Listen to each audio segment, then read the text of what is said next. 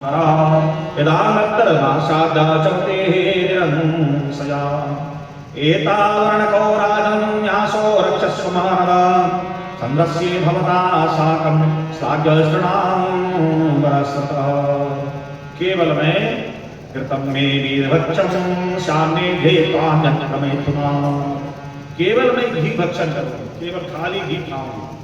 गुरुवा कहते कोई बात नहीं, हम चंद्रमा होता है हमको कोई कमी नहीं, जितना घी खाएगा पूरे डेयरी फॉर्मेट में फ्री करेंगे, खाली घी खाते रहेंगे। दूसरा शर्त, यह जो भेड़ का बच्चा मेरे साथ है इसकी रक्षा आपको करनी पड़ेगी। आप पूरी पृथ्वी की रक्षा करते हैं, इसका रक्षा नहीं करेंगे। वो बात और बोलो।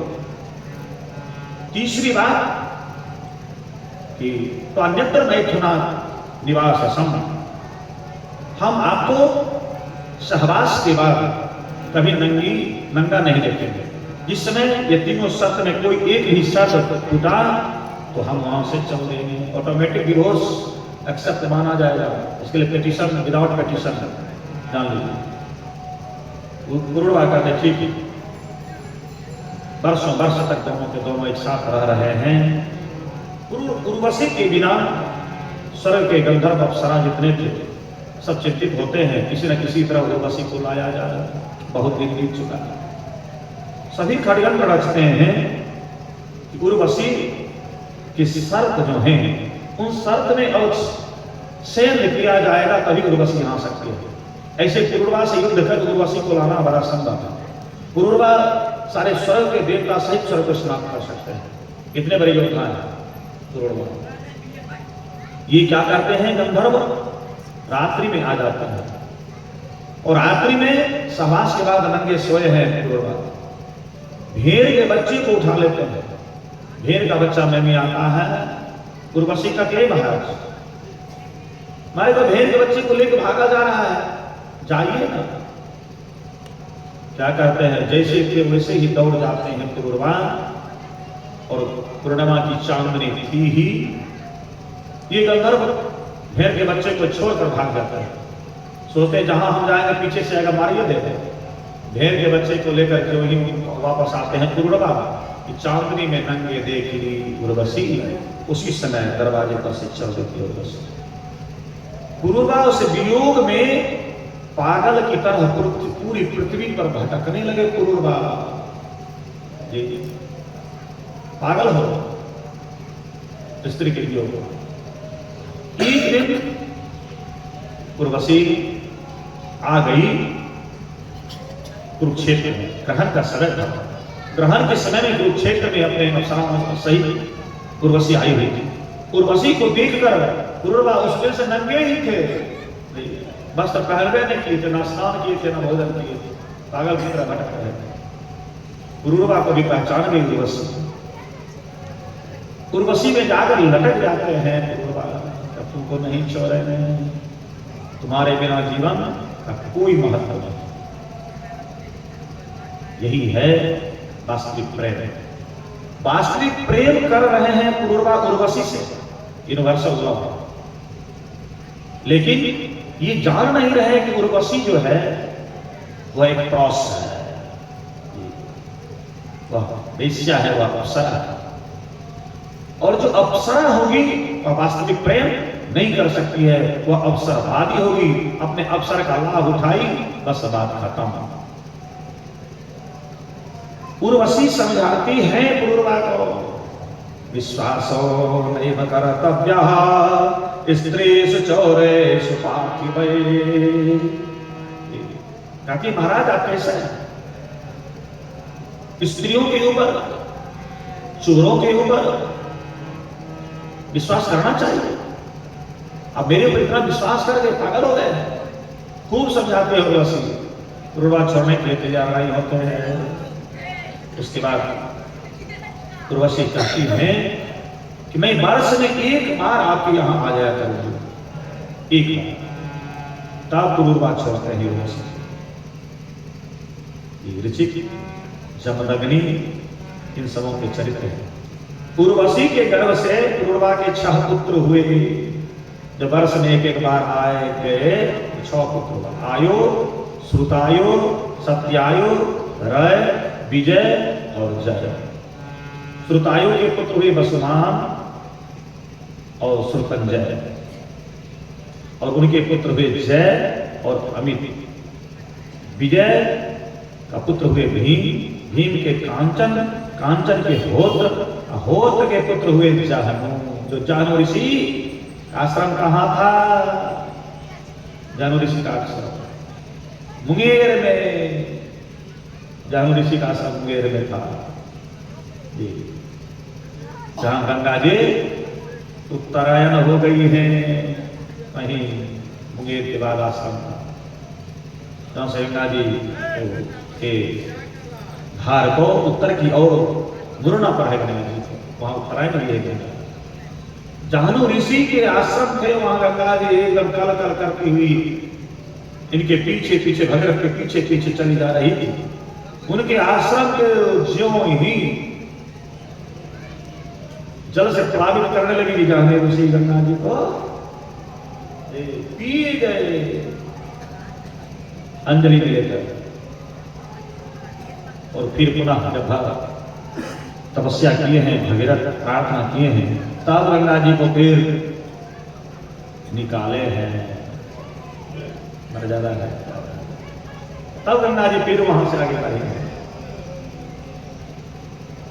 और उनके पुत्र हुए जाहनु के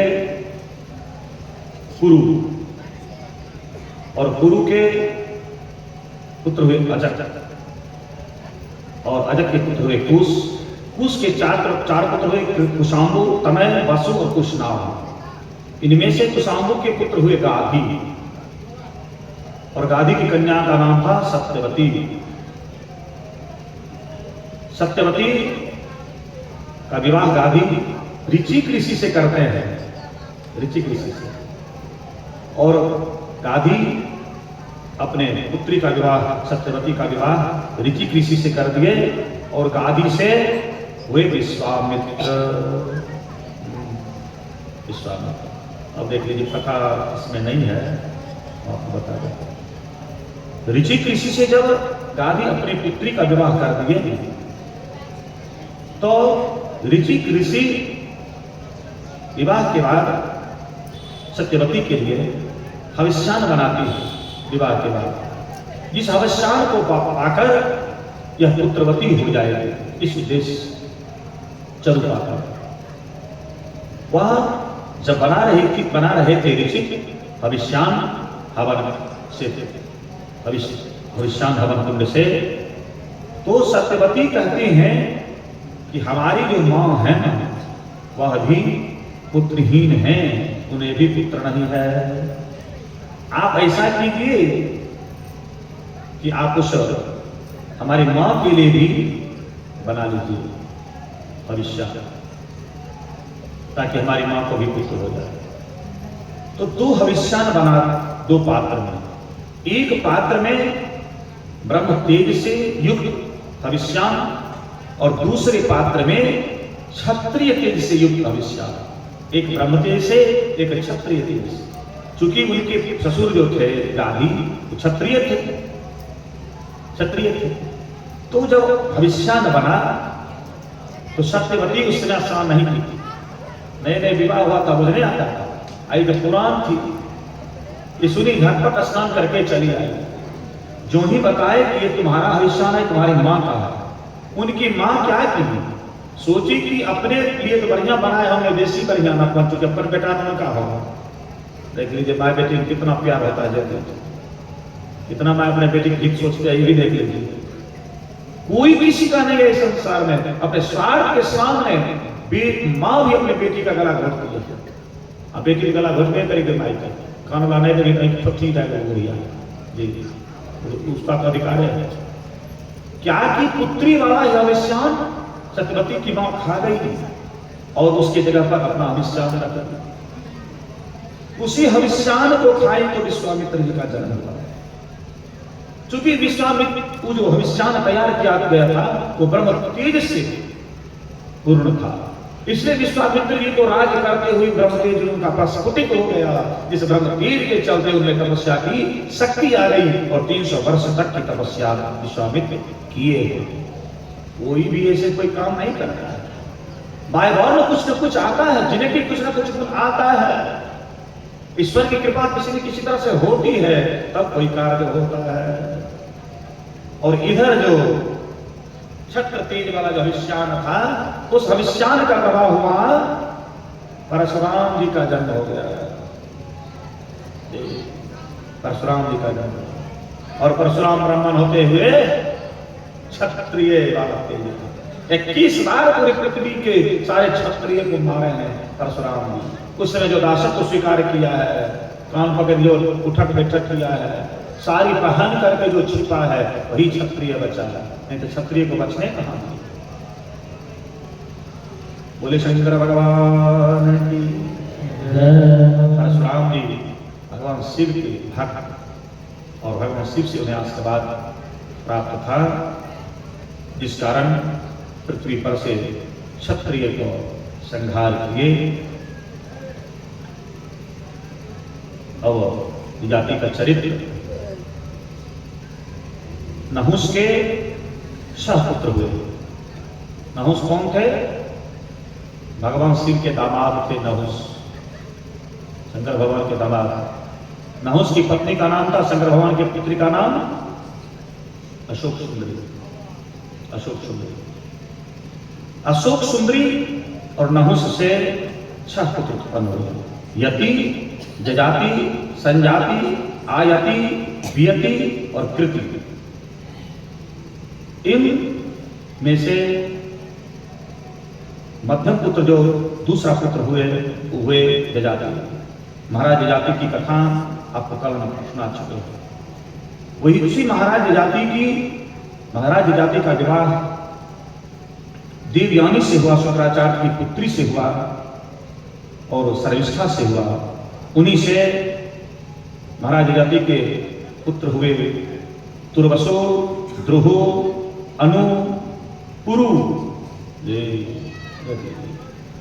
देवयानी से पुत्र हुआ तुर्वसो, द्रुहु और अनु। ये तीनों पिता को जवानी नहीं दिए। क्यों देते हैं?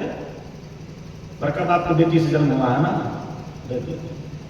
और इस सर्विष्ठा से जो पुत्र हुए थे पुरु, वही पुरु अपने जवानी जजाति को दिए थे। आपने कथा का सुना है, पुरु अपनी जवानी दी अपने पिता को।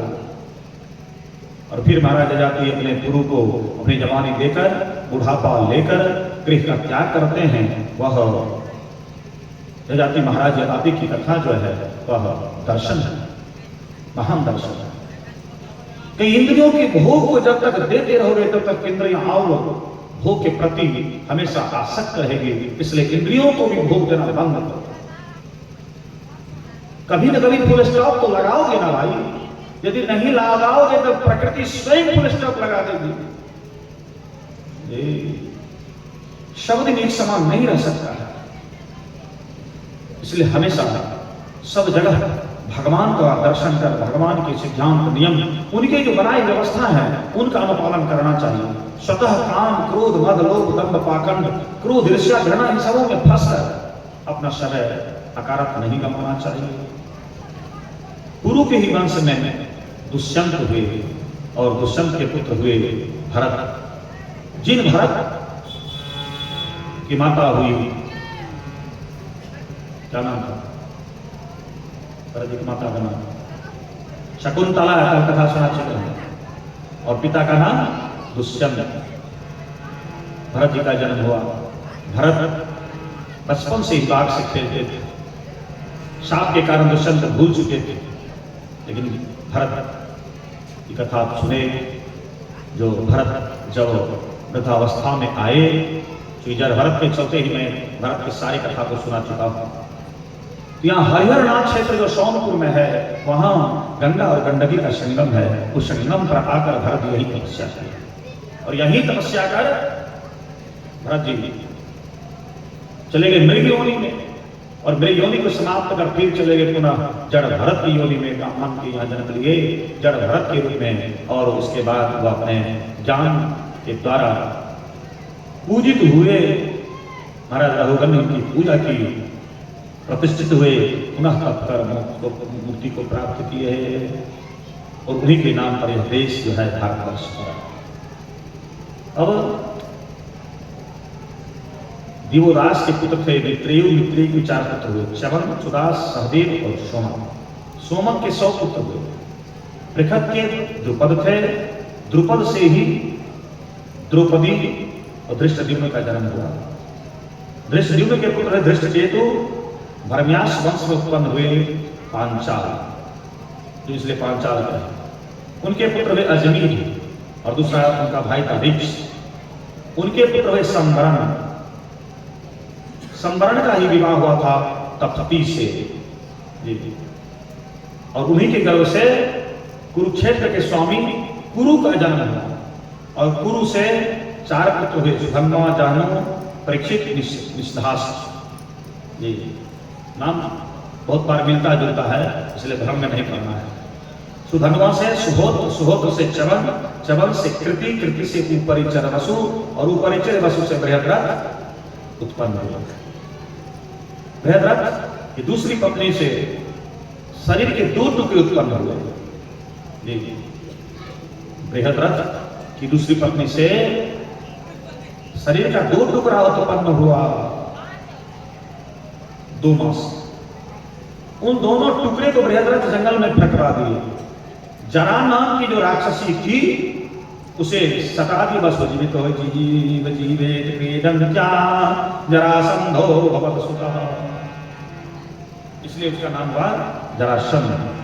और जरासंध के पुत्र हुए सहदेव, सहदेव के सोमापी और सोमापी के श्रुतश्रवा, श्रुतश्रवा के पुत्र हुए सुरथ, विदुरथ, विदुरथ के पुत्र हुए सार्वभौम, सार्वभौम के जयसेन, जयसेन का अधिक और अधिक का पुत्र हुआ अयुध, अयुध का क्रोधन, क्रोधन का देवयुधि, देवयुधि के पुत्र ऋष, प्रहिष, दिलीप और दिलीप के पुत्र हुए प्रतीप, प्रतीप के 3 पुत्र हुए देवापी, शांतनु और बाहलिक। वही शांतनु जिन्हें आप जो शांतनु के पुत्र हुए भीष्म, और शांतनु का पूर्व जन्म का नाम था महाभीष्म। महाभीष्म राजा थे और अपने राज तप से पहुंच गए थे ब्रह्मलोक को। एक बार ब्रह्मलोक में सभा लगी हुई थी, उसमें महाभीष्म भी थे और उसी समय गंगा जी उपस्थित हुई। हवा के वेग के कारण गंगा जी के शरीर से वस्त्र खिसक गए। महाभीष्म एक टक से उनको देखने लगे। गंगा जी भी महाभीष्म को देखने लगी। हम बढ़िया लगते हैं तब नहीं देखता है। देखिए कैसे पाप हो जाता है, ये मानसिक पाप है, मानसिक पाप है। दोनों के दोनों मन से पाप कर बैठे उसी समय, महाभीष्म और गंगा जी। ब्रह्मा जी की दृष्टि पर गए कि हमारी सभा में भी अपराध है। साफ देते हैं कि दोनों चले जाओ और पृथ्वी लोक पर मानव योनि में जन्म लो। वही महाभीष्म शांतनु के रूप में जन्म लिए और गंगा उनकी पत्नी बनी। चूंकि मनुष्य योनि में जन्म लेना है तो मनुष्य योनि में जन्म लिए तो गंगा उनकी पत्नी बनी। और इधर अष्टवसु को वशिष्ठ जी का साथ लगा है। कौन कौन पुराण आपको सुना रहे हैं? अष्टवसु क्या करते हैं? वशिष्ठ जी की गाय खोले गए, चुरा कर, चोरी से खोल लिए। किस लिए? 8 भाई हैं इसके वसु, वसु के वंश का पहले वर्णन तक छठे। तो 8 भाई देव लोक के वसु है, वसु देव योनि है। ये 8 भाई थे, उनमें इनकी एक भाई की पत्नी थी जो सबसे छोटे थे। उनकी पत्नी का कि हमारी एक सहेली है पृथ्वी पर और कामधेनु के नंदिनी के दूध उसे पिला दिया जाएगा तो उस दूध से उस अपनी जवान रहेगी। कि नंदिनी के दूध में यह गुण है, नंदिनी के दूध पीने वाले को बुढ़ापा कभी नहीं आएगी, तो क्यों नहीं हम लोग उसको दूध पिला रहे। कहा भाई वहां गाय कौन दूध पाएगा, इससे बढ़िया गाय को चुरा ला। 8 भाई चले गए पत्नी के कहने पर, पत्नी भी सबके साथ ये, और वहां से गाय को चुरा कर दूध दुहा जाता है इन्हीं के घर, और दूध दुहा गया। ये दूध का पान, दूध जो दूहे उसका अपने भी पान किए, और सब भाई बचले हैं पीने के लिए। अब पत्नी को पिलाना, सखी को पिलाना तो बाद में होगा। तब तक वशिष्ठ जी को पता चल गया। वशिष्ठ जी जल लेकर के उच्चाटन प्रयोग कर देते हैं गाय के। जो ही गाय के उच्चाटन का प्रयोग हुआ, गाय क्या करती है, सबको मारपीट के वहां से भागे। ध्यान करते कहते स्वर्ग से आकर हमारी गाय चुराता है, जाओ तुम सभी मानव योनि में चले जाओ। ये वसु जाकर प्रार्थना किए ब्रह्मा जी से, जब हमको मनुष्य योनि में जाना होगा तो हमको कौन गर्भ में धारण करेगा, ये तो बताइए ना, ये व्यवस्था बनाइए ना। तो ब्रह्मा जी कहे मैंने साफ दिया है महाविष्णु और गंगा को, ये दोनों देवता है ना, ये ही तुम्हें गर्भ से धारण करेगा, जाओ। गंगा जी से कहा गया, सब आकर प्रार्थना करते हैं कि जल्दी विवाह करो ताकि मेरा जन्म तुमसे होगा, और जन्म होगा तुरंत हमको तुम उद्धार कर देना, हमारा ऐसे योनि छूट जाए, मनुष्य योनि में हम नहीं रहना चाहते। गंगा जी इसीलिए सबको जन्म देती थी, गंगा जी में जाकर डुबा देती थी अपने पुत्र को। ये सभी वसु ही थे, लेकिन छठका बच गए, छठका बच गए, चूंकि वो दूध पी लिए थे ना, इसलिए आजन्म जवान ही रहे देश में, कभी बूढ़ा नहीं हुए, कभी बूढ़ा नहीं, इसलिए छठका बच गए। इनको इच्छा मृत्यु का वरदान प्राप्त था, और महाभारत युद्ध के बाद परमधाम को गमन किए हैं। बोले कृष्ण भगवान की जय। उसके बाद उस गोप वंश में, यदु महाराज यदु के वंश में सबके सब आते ही, चंद्रमा का वंश है। उस वंश में एक राक्षस वहां एक जन्म लिया, उग्रसेन के पुत्र के रूप में कंस। कंस महान पापी क्रूर था। कंस का जो जन्म हुआ है उग्रसेन से नहीं हुआ है, उग्रसेन से कंस का जन्म नहीं हुआ। क्या हुआ है कि उर्वल्क, वह जो एक राक्षस था, वह राजा का वेश धारण कर लिया। उसको किसी के वेश धारण करने में कोई कठिनाई नहीं होती थी। वह वेश धारण कर उग्रसेन का और उग्रसेन की पत्नी के साथ वह रमन किया, तब कंस का जन्म हुआ है। तब कंस का जन्म हुआ। उग्रसेन के पुत्र कंस नहीं थे, केवल स्थूल विचार से लगता था कि उग्रसेन के पुत्र कंस हैं, लेकिन उग्रसेन के पुत्र नहीं थे।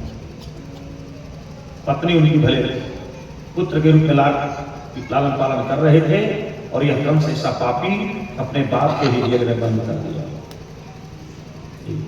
अपने पिता को ही जेल में बंद कर दिया। कहा तुमको बुरा राज नहीं करना है, मैं इस राज्य को नहीं चलाऊंगा, मैं संभालूंगा। उसके बाद कंस का अत्याचार बढ़ गया। कंस इतना बड़ा वैज्ञानिक था, इतना बड़ा वैज्ञानिक था कि काल की सीमा को, काल की गति को भी वह अपने अनुसार घुमाता था। हाँ द्वापर में, लेकिन द्वापर में सतयुग के सारे असुरों को जीवित कर लिया, जीवित कर लिया। श्रीमद् भागवत में तो ऐसा किसी कथा नहीं है, लेकिन भविष्य पुराण में कथा है कि वह क्या किया था कि जितने राक्षसों को सतयुग त्रेता में मारे थे ना, नारायण अवतार ले लेकर के, उन सबों के जीन को खोज के ले लिया था। देख उस सब के जीन को क्या किया था कि अपने प्रखनली में रख कर उस जेनेटिक पावर को तुरंत प्रस्फुटित करके तैयार कर लिया था राक्षस। और उसको कंस सिखाता था कि देख तुम याद करो, और सारा वीडियोग्राफी दिखाता था कंस, सारा सीन, कि देख किस तरह तुमको विष्णु मारा है और तुम उसी के जीन हो। इसलिए तुम अब विष्णु को मारने का प्रयास करो, हमको मदद करो। एक भी असुर को नहीं छोड़ा जिस असुर को वह जीवित नहीं किया था। जान लीजिए कितना बड़ा विज्ञान था उसके पास, कितनी बड़ी टेक्नोलॉजी थी कंस के पास।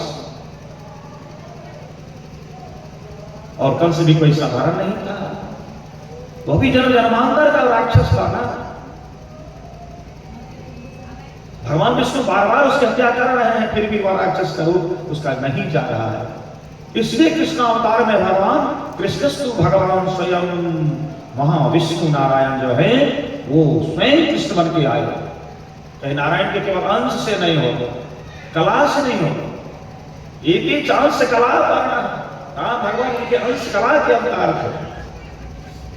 एक ही चांस से कला करना। रामस्तु भगवान स्वयं, भगवान राम जो है नारायण के अंश कला अवतार है। लेकिन कृष्णस्तु भगवान स्वयं श्रीमद् भागवत कह रहे हैं, भगवान स्वयं नारायण के अंश नहीं, विष्णु के अंश नहीं, वहां विष्णु स्वयं कृष्ण जी को आया। कारण जानते थे द्वापर के समय, द्वापर में जब साइंटिफिक रीजन से, साइंस की दृष्टि से जब स्टडी करेंगे आप महाभारत तो पाएंगे कि सब एक से एक वैज्ञानिक थे, महान वैज्ञानिक सब था। और इतनी बड़ी बड़ी उसके पास शक्ति थी, उस अस्त्र शस्त्र को आज समझ पाना वैज्ञानिकों के माथे से बाहर की बात। उसने जो भी परमाणु अस्त्र बनाया था सब ना, उस सारे परमाणु अस्त्र को पृथ्वी पर नहीं रखता था, अपने अपने परमाणु अस्त्र को सब ब्रह्मांड में अंतरिक्ष में रखता था। अंतरिक्ष में यहां रहेगा कोई नकल भी कर लेगा। इसलिए जो भी अस्त्र है उस अस्त्र के जब गुण को आप पढ़ेंगे पुराणों में, तो उन अस्त्र के गुणों का मिलान जुलान किसी अस्त्र से नहीं होता था। सबके पास जो भी अस्त्र था उस अस्त्र के गुण का मिलान जुलान एक समान फोटोकॉपी था ही नहीं। सबका अपना पूरा पर्सनल जो था, पर्सनल था, उसके पास उसकी विलक्षणता थी, अपने अपने सबकी मिसाइल।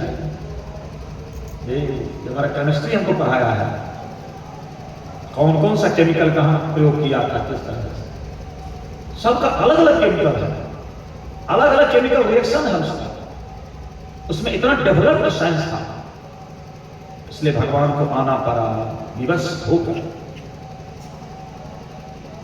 इसलिए भगवान की यदि इच्छा होती भगवान कृष्ण की कि कौरवों का केवल नाश हो जाए, तब तो उसके लिए तो बर्बरी थे।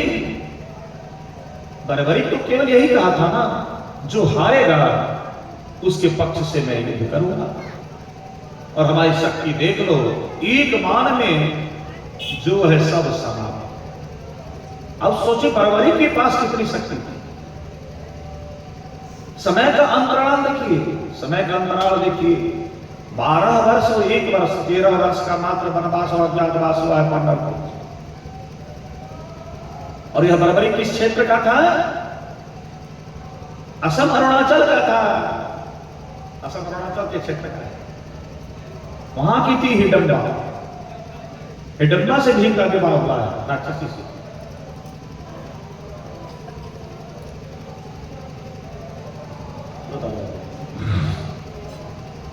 भीम से हिडिंबा का जो विवाह हुआ, क्योंकि हिडिंब को मारे हैं भगवान भीम, तब उसकी बहन हिडिंबा से विवाह हुआ है भीम का।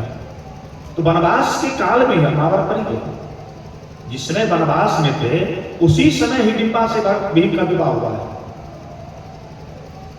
और हिडिंबा से घटोत्कच का जन्म हुआ, और घटोत्कच से जन्म हुआ बर्बरिक का।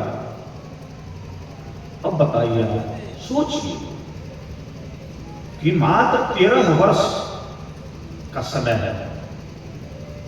यदि फुल्ली फर्स्ट डे ही जंगल में हिडिंबा के साथ विवाह हो गया होगा भीम का, तो 13 वर्ष में ही पोता भी हो गया। बेटा तो हुआ ही, पोता भी हो गया। और जो भी हुआ सो महाबलशाली ही हुआ, पहाड़ पर्वत के समान। ये लाखों लाख हाथियों का बल, लाखों लाख हाथी का बल। घटोत्कच को लाखों लाख हाथी का बल था, भीम को 10,000 हाथी का बल था। कैसे हुआ? तो हिडिंबा के साथ जो विवाह हुआ था ना भीम का, तो हिडिंबा जो थी वह भी वैज्ञानिक ही थी, ये वैज्ञानिक ही। गर्भ तो धारण की भीम से, लेकिन उस गर्भ को क्या की? इनर्जेटिक कर दी, ऐसे टाइमिंग यंत्र ने दे दी कि कम समय में ही वह अधिक समय का हो गया ऑटोमेटिक। वह एक्स्ट्रा एनर्जी जो था, वह एक्स्ट्रा एनर्जी खींच कर ब्रह्मांड से लाकर उसमें स्थापित कर दिया, जिसका परिणाम हुआ कि जन्म लेते ही वो जवान हो गया, जन्म लेते ही जवान हो गया। वह सोचती है कि भीम तो चला गया अज्ञातवास के चक्कर में, हमको छोड़कर, तो हमको तो पुत्र चाहिए, परिवार चाहिए, अपने राज्य की स्थापना कर रही है। कोई वैज्ञानिक थी, उसको एनर्जी को खींच कर और उस यूट्रस से निकाल कर उस सीमेंट को, भ्रूण को, और उस मशीन में डालकर कम समय में ही अधिक उम्र वाला तैयार कर दिया, और फिर उसका विवाह भी कर दी घटोत्कच का। तुरंत घटोत्कच का विवाह करके उससे भी एक पुत्र उत्पन्न कर दी, जिसका नाम हुआ बर्बरिक। अब सोचिए कितनी बड़ी शक्ति थी उसके पास, कितनी बड़ी मायावी शक्ति थी। क्या विज्ञान की दृष्टि से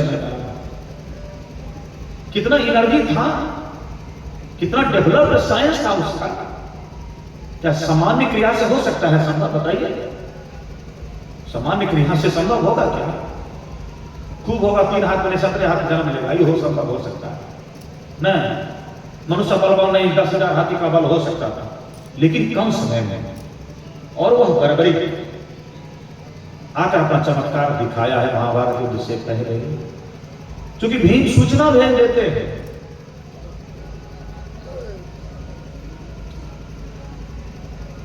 भीम सूचना भेज देते हैं हिडिंबा को, तो यहां युद्ध होने वाला है, मुझे युद्ध करना पड़ेगा, इसलिए तुम अपने पुत्र को भेज दो। भीम भी नहीं जान रहे, भीम केवल यही जाने हमको एक बेटा हुआ, बस बेटा कैसा है वो भी नहीं जानते थे। सोचे जो है तो बेटा वो है बुला लेते हैं। वहां से जब बर्बरिक भी साथ में आकर के अपना परिचय देता है कि मैं महाराज भीम का पौत्र बर्बरिक हूं, आश्चर्य लगा भीम, इतना कम समय से कैसे हो गए? भगवान कृष्ण कहे ठीक है, तुम अपनी शक्ति का परिचय दो, तो इतना तेज तुम्हारे भीतर है। वो अपना शक्ति का परिचय देता है, मैं भगवान कृष्ण का भक्त हूं। पहला शब्द कहा है बर्बरिक, महाभारत में देखिए, मैं भगवान श्री कृष्ण का भक्त हूं। भगवान कृष्ण को भी आश्चर्य लगा कि मेरा ये भक्त है। देखिए वह क्या कैसे की चीजों देखे थे, वह काल को ही खींच दी थी। अब उसके विज्ञान को आप समझ जाइएगा। वह जिस युग में उस समय द्वापर जो था, तो द्वापर से पीछे के समय को खींच ली, वहां लाकर उसको स्थापित की। अभी उस समय को जो ही छोड़ी, वह समय अपने स्थान पर गया, और इस स्थान तक उतना समय बीत गया, उस समय उम्र का हो गया। अब समझ पा रही है? काल को खींच ली, वहां की शक्ति, अपनी शक्ति से वहां के काल को खींच ली, यहां स्थापित कर दिया। इस काल का ये हो गया। और जब वह काल छूटा, फिर अपनी गति से वहां पहुंच गया। वह समय, इतना जो समय लगा ना, उस उतना समय का वह मैच्योर हो गया ऑटोमेटिक।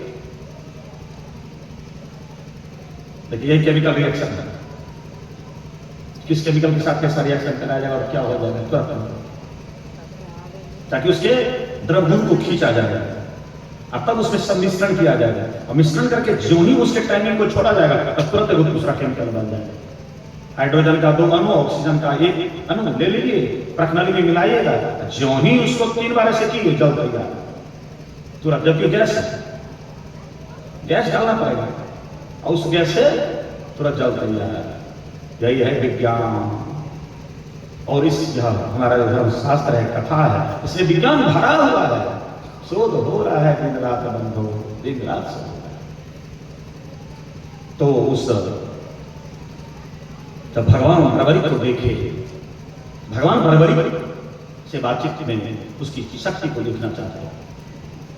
बराबरी कहते हैं कि एक बाण मात्र काफी है मधुसूदन का, बस कहा क्या करो, एक बाण में जितने हमारे विरोधी होंगे उस सबको समाप्त कर दो, दूसरा बाण चलाने की कोई जरूरत नहीं। इतना बड़ा गन मेरे पास है और उस गन में, उस मिसाइल में इतने परमाणु हथियार लैस हैं कि एक भी नहीं बचेगा, सबको एक एक गोली लगेगा। कतने दिखाओ तो सैंपल कैसा है। तुरंत बाण का अनुसंधान किया, इस पेड़ में जितने पत्ते उसको छेद देंगे, एक क्षण में पलक पत्ते थे। उसी समय पेड़ से एक पत्ता गिर चुका था, उसको पैर से भगवान कृष्ण दबा दिया, पूरे पत्ते को छेदते हुए आकर भगवान पैर के सामने भगवान वार्निंग देने लगा, घटाओ पैर नहीं तो फाड़। क्योंकि भगवान कृष्ण का भक्त था तो भगवान कृष्ण के पैर में उसका बाण तो लग नहीं सकता था, लेकिन समय टाइमिंग है ना, उस समय तक उसकी गति थी, हो सकता था कहीं वो फोर्स कर जाए, भगवान पैर हटाए उस पत्ते में भी छेद हो गया। तब भगवान कृष्ण समझते हैं कि यदि हम माया कर पांडवों को पहले दिन ही युद्ध शुरू होते हुए ही हरा दें, कि आप सब शंख बजाओ, एक बाण चलाओ और बाण चलाना सब छोड़ दो, धमाधम आप सब के ऊपर बाण लग जाएगा, आप लोग घायल हो गए, गिर जाना, हम घोषणा कर देंगे हम लोग हार गए, तो बराबरी तुरंत एक्शन में पुनः आ जाएगा, सब कुछ समाप्त कर दो। लेकिन ये तो उद्देश्य था ही नहीं, तब तो ऐसा कर सकते थे भगवान कृष्ण, लेकिन ऐसा नहीं किए, क्योंकि ये उद्देश्य नहीं था। उन सबों को मारना भगवान कृष्ण का उद्देश्य नहीं है। जान लीजिए, जान लीजिए, भगवान कृष्ण सबको मारने के लिए महाभारत युद्ध नहीं रचा है। उनके सारे विज्ञान के द्वारा, शोधित वैज्ञानिकों के द्वारा जो अस्त्र शस्त्र जो अंतरिक्ष में था, उन सबों को नाश करने के लिए महाभारत युद्ध रचा है भगवान कृष्ण। और भगवान कृष्ण ताक में थे कि यही मौका है, ये सारे अस्त्र शस्त्र समाप्त होंगे 18 दिन में। जितनी आज पूरे विश्व की जनसंख्या है ना, जितना आज उतना सेना 18 दिन में मरा है महाभारत युद्ध में।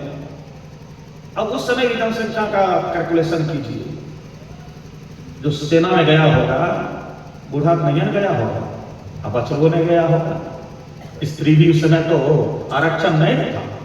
अब भी 20 साल से आरक्षण मिला है तो लड़कियां भी सीआरपी, आर्मी, बीएसएफ, एयरफोर्स सब में जाने लगी है। यहाँ तक कि बेगूसराय सबको पकड़ लिया है वो होम गार्ड वाला, उसमें भी लड़कियां बहुत है हमारे पास, कि लड़कियां ही बहुत होती जाने लगी। उस समय तो ये आरक्षण नहीं था, केवल पुरुष ही सेना में जाते थे। किसी शास्त्र में वर्णन मिला है स्त्रियां भी सेना में जाती थी? नहीं, ये मर्यादा था। आज मर्यादा भंग हो गया है, समझ जाइए, समझ जाइए। जो मर्यादा में रहिएगा, जय उबरे काल से ताही राखी रघुबीर। जो इस काल से उबरिएगा, समझ जाइए भगवान उसको रक्षा कर रहे हैं, और जिसकी भगवान रक्षा करेंगे वही रक्षित रहेगा। धर्मो रक्षति रक्षितः, धर्मेण हन्यते व्याधि, धर्मेण हन्यते रिपुः, अधर्मेण हन्यते व्याधि, धर्मेण शुभदाग्रह, धर्मेण हन्यते शत्रु, यतो धर्मस् ततो जयः। इसलिए धर्म में क्या प्रशंसा है? धर्मेण हन्यते व्याधि, धर्म से रोग का नाश होता है, धर्म से शत्रु का नाश होता है, धर्म से ग्रह भी अनुकूल होते हैं, शुभ फल देने लगते हैं ग्रह धर्म से। ये तो धर्मस् ततो जयः, जहां धर्म है वहीं जय होगी, उसी की जीत होगी। इसलिए धर्म रक्षति रक्षितः, धर्म की जो रक्षा करता है वही सुरक्षित रहेगा, उसी की रक्षा होगी। इसलिए धर्म की रक्षा कीजिए, नहीं तो क्या समझ रहे हैं? ईरान और इजराइल और अमेरिका खाली टीवी में सीन देख रहे हैं, उसका साइड इफेक्ट समझ रहे हैं? ईरान कितना दूर है आपसे? कितना दूर है? एक बार भी भारत का राजनीति अस्थिर हुआ तो आपका देश भी नहीं बच सकता। बहुत विषम परिस्थिति है, भयंकर विषम परिस्थिति है। आज भगवान की कृपा है जो आप अपने देश में होली मनाकर और भागवत भी सुन रहे हैं। थोड़ा ईरान का तो देख लीजिए, इजराइल का देख लीजिए, रूस का देख लीजिए, यूक्रेन का देख लीजिए, सऊदी अरब में जाके देख लीजिए। मंदिर बंद हो गया सऊदी अरब में, देखिए कब कहां मिसाइल गिरेगा कोई ठिकाना नहीं। दिन रात चल रहा है, लाखों लाख मिसाइल रोज दिन डिस्ट्रॉयशन हो रहा है, दूसरे के ऊपर चलाया जा रहा है। जो बरवार पड़ रहा है उसको ऊपर खत्म कर रहा है। क्या समझ, ऊपर में भी खत्म हुआ तो उसका असर यहाँ नहीं होगा, यहां भी होगा, उसका साइड इफेक्ट होगा, वायु प्रदूषण होगा, रोग बढ़ेगा। भविष्य मालिक का ग्रंथ में तो स्पष्ट है, ये समय आ चुका है। 2, 4, 5 वर्ष बहुत काफी है। 5 वर्ष के अंदर बहुत बड़ी माया का भगवान जिस जो विस्तार है उस विस्तार को शॉर्ट करेंगे, शॉर्ट करेंगे, शॉर्ट करेंगे। एक तिहाई जनसंख्या बचेगी मात्र। इसलिए आपसे प्रार्थना है, धर्म धारण कीजिए। एक क्षण में कुछ भी हो सकता है और धर्म रक्षक रक्षित। यदि धर्म धारण करेंगे तो आपकी सुरक्षा निश्चित है। बोले कृष्ण भगवान की जय। भगवान कृष्ण महाभारत युद्ध कराकर सारे अस्त्र शस्त्र को समाप्त कराएंगे। जब महाभारत की कथा पढ़ेंगे, युद्ध का चैप्टर, उस पर देखेंगे, आपको लगेगा कि भगवान होकर के ऐसा छल क्यों कर रहा है, प्रपंच का सहारा क्यों ले रहे हैं। इसलिए प्रपंच का सहारा ले रहे हैं कि यदि अवसर यह नहीं आएगा कि इसका अस्त्र रखा रह जाएगा और वो जिसको प्राप्त हो जाएगा वह फिर बदमाशी शुरू कर देगा। तो फिर हमको इतना दिन जो है अवतार लेने में लग जाएगा। अवतार क्या समझते हैं? एक बार संकल्प हुआ भगवान का अवतार तुरंत हो जाएगा? No, impossible. बहुत सारे जब कारण जमा होते हैं तो उसकी एक मात्रा है। भगवान के अवतार लेने में भी उस पाप की एक मात्रा है। जब पृथ्वी खिसकती है ना, जब अर्थ प्लीट जो है वह जब खिसकता है, जब लगता है भगवान को पृथ्वी का प्लेट जो है अर्थ प्लेट खिसक कर अकल को दबा देगा, अकल की सत्ता समाप्त हो जाएगी, तब भगवान अवतार लेते हैं। जो एक लोक समाप्त हो जाएगा। आपके पृथ्वी के नीचे है अकल, उसके नीचे है वितल, उसके नीचे है सुतल, उसके नीचे है तलातल, उसके नीचे है महातल, उसके नीचे है रसातल, उसके नीचे है पाताल। जब भगवान देखते हैं कि अब बैलेंस बिगड़ जाएगा, यदि एक लोग समाप्त होगा तो जहां आप हैं 29% अर्थ मात्रा है भूमि, 29%, 71% केवल वाटर है, वाटर जल है। 71% भाग में जल है, जल ही जल है। सारा समुद्र जो आप देख रहे हैं, नदियां देख रहे हैं, 71% है। आप अध्ययन कीजिए कितना लंबा चौड़ा सब समुद्र है और कितना लंबी चौड़ी भूमि है, किस किस देश का क्षेत्रफल, सब कैलकुलेटर में जोड़ लीजिए। 29% ओनली अर्थ है, भूमि है, और 71% वाटर है, वाटर ओनली वाटर 71%। तो बताइए 71% थोड़ा उसका यदि स्तर उठा तो 29% कहां जाएगा? 71 को बाबूत जब जाएगा 19 को बाबूत कभी भी दबोच के दबा देगा ना। जो ही यह अर्थ प्लेट खिसकेगा नीचे कि समुद्र चढ़ जाएगा। जब समुद्र चढ़ जाएगा तो महाप्रलय हो जाएगा, महाप्रलय हो जाएगा। तो महाप्रलय ना हो, क्योंकि महाप्रलय की भी एक सीमा निश्चित है ना। हिरण्याक्ष क्या किया था? पृथ्वी को लेकर पाताल में चला गया था। एक प्लेट को कौन गया? वह पूरी पृथ्वी को एकदम साफ उल्टा कर दिया था, पृथ्वी को नीचे दबा दिया और पाताल को ही ऊपर कर दिया। कहा अब देख, अब हमको स्वर्ग नजदीक हो जाएगा। हिरण्याक्ष उलट दिया, पृथ्वी को नीचे लेके दबा दिया और पाताल को उठा के, कितना बड़ा वैज्ञानिक रहा होगा, कल्पना कीजिए। खाली किस्सा सुनने में बड़ा मजा आता है ना, कल्पना कीजिए वैज्ञानिक दृष्टि से, जो इस भूमि को गेंद की तरह पकड़ लिया, उसका शरीर कितना बड़ा रहा होगा, उसमें कितनी शक्ति रही होगी, कितना बड़ा वैज्ञानिक रहा होगा, कितना बड़ी टेक्नोलॉजी उसके पास होगी। खाली हाथ दर्श हो जाएगा ना, विदाउट टेक्नोलॉजी, खाली ह्यूमन पावर से हो रहा है काम, संभव है क्या? नहीं, टेक्नोलॉजी था उसके पास, तंत्र था उसके पास, उस तंत्र का उपयोग किया हिरण्याक्ष। और उस समय पृथ्वी समुद्र में डूब गई, पाताल ऊपर आ गया था। फिर भगवान 12 रूप अवतार लेकर उस पृथ्वी का उद्धार किए, और उद्धार करने के बाद पुनः सृष्टि करने में फिर परेशानी हुई। एक बच्चा जन्म नहीं होता है, यहां से लेकर के पटना, बेंगलोर, बंबई बवाते हैं, तो बच्चा कैसे हो जाए ना? IVF भी इससे हो जाए, किसी तरह IVF हो जाए तो हो जाए। अब कल्पना कीजिए, एक बच्चा के लिए इतना बवाता है, और भगवान ये करोड़ों करोड़ जो संतान को जन्म दे चुके हैं संसार में, फिर इतना स्थापित करने में क्या उनको भीड़ नहीं लगता है? उनको कठिनाई नहीं होती है? उनको परेशानी नहीं होती है? उनको भी होता है महाराज। संकल्प है ना, संकल्प से वो भी बंधे हुए हैं। ब्रह्मा सृष्टि के लिए संकल्प से बने हुए हैं, ये उनकी ड्यूटी है। मैं आज कथा कर रहा हूं, ये हमारी ड्यूटी है। आप सुन रही, आपकी ड्यूटी है। आप संकल्प से बंधे हैं कि हम कथा सुनेंगे, हमारा सुनना कर्तव्य है, हमारी ड्यूटी है, इसलिए आप सुन रहे हैं। हम कथा कर रहे हैं, हमारी ड्यूटी है। ब्रह्मा विष्णु महेश भी अपने अपने कार्य से बंधे हुए हैं, सभी प्रकृति के अधीन हैं, उन नियम के अधीन हैं, उन्हें करना ही होगा। और यदि नहीं करेंगे तो उनको भी पाप लगेगा। कर्मच्युत होने से पाप लगता है। क्रियालोपो न कर्तव्य स्वभवे ब्रह्मघातक। इसलिए क्रियालोप नहीं होना चाहिए, किसी भी क्रिया का क्रियालोप नहीं होना चाहिए।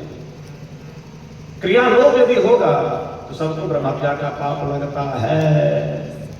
इसलिए उस ब्रह्मत्या के पाप से बचने के लिए भगवान ब्रह्मा सृष्टि करते हैं, विष्णु पालन करते हैं, शिव संहार करते हैं।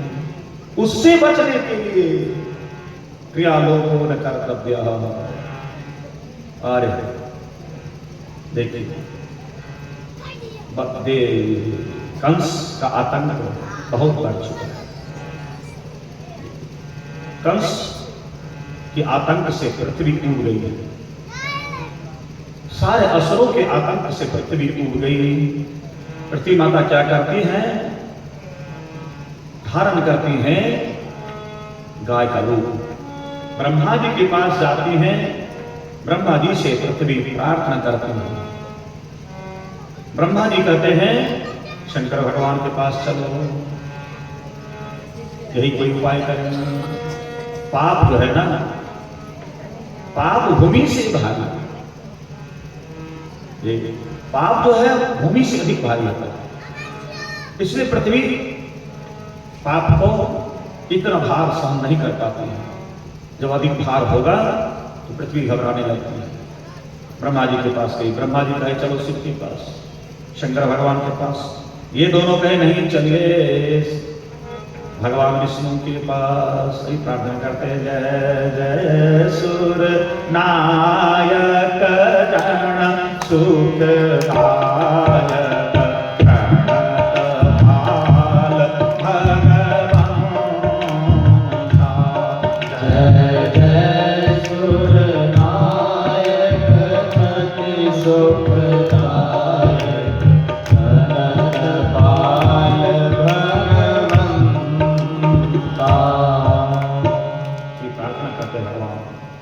भगवान आकाशवाणी करते हैं कि मैं तो अवतार ग्रहण करूंगा ही, आप सभी पृथ्वी पर अवतार ग्रहण कर लीजिए। सभी देवता भी पृथ्वी पर अवतार ग्रहण किए। सभी असुर, गंधर्व, यक्ष, राक्षस, किन्नर सभी उस समय अवतार ग्रहण किए हैं। सब राक्षस भी अपने अपने से सब अवतार लिए हैं। सभी और भगवान भी सभी अवतार लिए हैं। तब भगवान नारायण आए हैं, क्योंकि उनके आने से पहले, वर के आने से पहले बरियाती आएगा ही, और उससे पहले स्वागत की सारी तैयारी भी होगा, तभी उसका मजा आएगा। ऐसे भगवान आने वाले नहीं हैं। भगवान के आने से पहले सारे देवता यहाँ जन्म ग्रहण करेंगे। ये वसुदेव और देवकी, कश्यप और अदिति हैं। भगवान की बार बार तपस्या कर पुत्र के रूप में पाना चाहते हैं। मैं सारे पुत्र को जन्म तो दी हूं, प्रसन्न हूं, फिर भी मैं चाहती हूं कि आप मेरे पुत्र होते, आपके समान मेरा पुत्र होता। तो भगवान के यहाँ क्या कहे, आपको फोटो स्टेट है ही नहीं, फोटो कॉपी होता ही नहीं, फोटो स्टेट की मशीन वहां है ही नहीं, जो भी हार्ड कॉपी है ओरिजिनल। वहां देवेंद्र बाबू वाला नकल नहीं निकलता, बाजा नकल वह नहीं है नकल की व्यवस्था। इसलिए भगवान स्वयं जन्म लेते हैं, स्वयं जन्म ग्रहण करते हैं। फोटो कॉपी होता तब ना। और ये वसुदेव और देवकी अन्य पुराणों से कथा है, आपको सुना। ये दोनों इस वंश में कैसे जन्म ग्रहण किए। वरुण जी से ये कश्यप गाय लिए थे यज्ञ करने के लिए, कि आप गाय दीजिए और हम यज्ञ करेंगे। कि आज के समय की तरह डेयरी फार्म नहीं था कि डेयरी में जाते टन टन घी उठा के चले आते, गाय से दूध, दूध से दही, दही से घी, मक्खन, मक्खन से घी। ये जो परंपरा की व्यवस्थाएं थी, तो हवन के लिए गाय का घी ही होना चाहिए। अन्य घी का प्रयोग आप कर लेते हैं, वह विकल्प है, लेकिन गाय के घी का वैज्ञानिक गुण है, लेटेस्ट शोध है, आज से मात्र लगभग 5 वर्ष पहले या 6 वर्ष पहले, जिसमें बराक ओबामा राष्ट्रपति था अमेरिका का, उस समय का शोध है। गाय के घी 1 किलो जब जलते हैं, तो उन 1 किलो गाय घी के जलने से 1 टन ऑक्सीजन बनता है। 1 टन 25 मन का 1 टन होता है। 1 टन ऑक्सीजन यानी प्यूरिफिकेशन होता है। कार्बन में जो ऑक्सीजन है, कार्बन डाइऑक्साइड, 2 अणु कार्बन का और 1 अणु ऑक्सीजन का, ये दोनों तो मिल जाता है ना, माने ऑक्सीजन में कार्बन मिल जाता है, ऑक्सीजन की सत्ता को खाकर उसको ऑक्साइड बन जाता है, यही नहीं CO2। तो उसमें 2 गुना कार्बन ऑक्सीजन को खा जाता है। जब गाय का घी चाहे आप आग में जलाइए या दीपक में जलाइए, वह प्यूरिफिकेशन करता है एयर का। और ऑक्सीजन ही एक ऐसा गैस है जो प्राणवायु है। यहां तक कि आग लगाने के लिए भी ऑक्सीजन ही चाहिए, दूसरी हवा में आग भी नहीं लग सकती है। आप माचिस जलाइएगा, जलेगा ही नहीं। आप वहां नाइट्रोजन का एक बैग रख दीजिए, उस नाइट्रोजन के बैग के भीतर में आप लाइटर को ऑन कीजिएगा, नहीं जलेगा। उसके लिए भी ऑक्सीजन चाहिए, बिना ऑक्सीजन की आग भी नहीं लग सकता है। और वह ऑक्सीजन जो है प्राणवायु है। उसी ऑक्सीजन पर सभी जीव चराचर, नभचर, थलचर, जलचर, सभी जीव उस ऑक्सीजन से ही जीवित है। उसी प्राणवायु पर सभी जीवित हैं। यहां तक कि पेड़ पौधे, पशु पक्षी भी ऑक्सीजन पर ही जीवित हैं। पेड़ पौधे भी ऑक्सीजन सांस में ग्रहण करते हैं, उनको भी जीने के लिए ऑक्सीजन ही चाहिए, वह प्राणवायु है। वही प्राणवायु का प्यूरिफिकेशन होता है गाय के घी से, इसलिए हवन किया जाता है। हवन की जो व्यवस्था बनी है, हवन करने की जो परंपरा है, किसी के ऊपर आप कृपा नहीं कर रहे हैं, आप अपने ऊपर कृपा कर रहे हैं। राष्ट्र मंगल की कामना है और सृष्टि के हित का कार्य है, इसलिए लोग हवन करते हैं। और गाय के घी के साथ जो तिल, चावल, जौ, शक्कर जलता है, उससे ओजोन बनता है। ओजोन, तिल, चावल, जौ, शक्कर जब जलता है ना, उससे ओजोन बनता है। और गाय के घी से ऑक्सीजन बनता है। इसलिए हवन आवश्यक है। ओजोन मंडल जो है आपकी सुरक्षा करता है, सुरक्षा करता है। कुछ नहीं होगा भाई काम क्या? बोले कृष्ण भगवान की जय।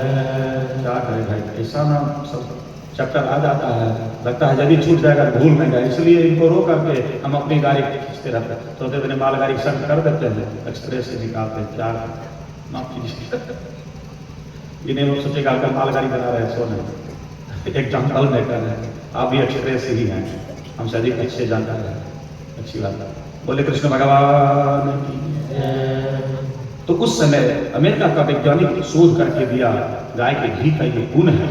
बराक ओबामा तुरंत रूल बनाया कि प्रति वर्ष व्हाइट हाउस में सभी भवन में, सारे रूम में, सब में एक वर्ष में कम से कम एक बार गाय के घी से हवन होता। और आज वो रूल चल रहा है आज अमेरिका में, आप गूगल में सर्च कर लीजिएगा। उस शोध करके दिया है वहां का वैज्ञानिक। ये है गाय के घी का गुण। तो कश्यप वरुण जी से मांगेगा, हे वरुण देवता गाय दीजिए और हम यज्ञ करके आपको वापस कर देंगे। यज्ञ कर लिए कश्यप से, और उसके बाद भी गाय नहीं लौटा रहा। वरुण देव को लगा यज्ञ समाप्त होने के बाद गाय को तो लौटा देना चाहिए। कश्यप के मन में हुआ होगा थोड़े दिन और गाय रहेगी, कुछ घी और तैयार हो जाएगा, तब लौटा देते हैं। उनको दरिद्री घेर लिया, क्यों कमी है जी। ऐसी बात होती है जब आप किसी का कुछ लेते हैं और आपको लगता है हमको कौन कमी है, तो रिलेटिव्स देंगे तो क्या हो सकता है वो आदमी आपको साफ दे दे। इसलिए सावधान, लेता देता माना शंका न धाराए। लेने देने में शंका नहीं होना चाहिए, ना लेने में ना देने में कोई शंका नहीं। शंका होगा तो बड़ा विनाश हो जाएगा, बहुत विनाश हो जाएगा। गाय रखे हुए हैं कश्यप, गाय नहीं लौटा। वरुण देव को क्रोध आ गया कि यज्ञ के बाद भी गाय नहीं लौटा रहा है, कहीं लोग तो नहीं लग गया। तो जब गाय ये चढ़ाना है तो जाओ पृथ्वी पर ग्वाला हो जाओ, जाओ पृथ्वी पर गाय चढ़ाओ। इसीलिए कश्यप अभी